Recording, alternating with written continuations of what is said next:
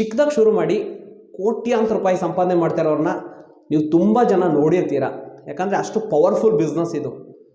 ಹಂಗಂತ ಹೇಳಿ ಎಲ್ಲರೂ ಕೋಟ್ಯಾಧಿಪತಿಗಳಾಗಿದ್ದಾರೆ ಅಂತ ಹೇಳ್ತಾ ಇಲ್ಲ, ಬಟ್ ತುಂಬ ಜನ, ಯಾಕಂದರೆ ಟೀ ಅಂಗಡಿಗೆ ಎಷ್ಟು ಬೇಡಿಕೆ ಇದೆ ಅಂತ ನೀವೆಲ್ಲ ಹಾಕಿದ್ರು ಟೀ ಅಂಗಡಿ ಓಡುತ್ತೆ. ಓಡಾಡೋ ದಾರಿನಲ್ಲೂ ಒಂದು ಚಿಕ್ಕ ಪೆಟ್ಟಿ ಅಂಗಡಿ ಹಾಕೋತು ಅಂದರೂ ಕೂಡ ಟೀ ಅಂಗಡಿಗೆ ಡಿಮ್ಯಾಂಡ್ ಇದೆ, ಓಡುತ್ತೆ. ಒಂದು ಟೇಸ್ಟ್ ಮುಖ್ಯ, ಹೆಂಗೆ ಸರ್ವಿಸ್ ಕೊಡ್ತೀರಾ ಅನ್ನೋದು ಮುಖ್ಯ. ಸೊ ಇದರಿಂದನೇ ಈ ಒಂದು ಸಣ್ಣ ಥೀಮ್ನ ಇಟ್ಕೊಂಡು ಎಷ್ಟೋ ಕೋಟಿಗಟ್ಟಲೆ ಬಿಸ್ನೆಸ್ನ ಶುರು ಮಾಡಿದ್ದಾರೆ ಗೆಳೆಯರೆ. ಒಂದು ಉತ್ತಮವಾದ ಸ್ಟಾರ್ಟಪ್ ಅಂತಲೇ ಹೇಳ್ಬೋದು, ಶ್ರಮಪಟ್ಟು ಮಾಡೋಂಥವ್ರಿಗೆ. ಮೊದಲನೇದಾಗಿ ಈ ಟೀ ಅಂಗಡಿ ಶುರು ಮಾಡಬೇಕು ಅಂದರೆ ಪ್ಲೇಸ್ ತುಂಬ ಇಂಪಾರ್ಟೆಂಟ್. ಇದಕ್ಕೆ ಸೂಟೇಬಲ್ ಆಗೋಂಥ ಜಾಗ ಹುಡುಕ್ಬೇಕಾಗುತ್ತೆ. ಇದು ನಿಮ್ಮ ಬಿಸ್ನೆಸ್ಗೆ ಟರ್ನಿಂಗ್ ಪಾಯಿಂಟ್.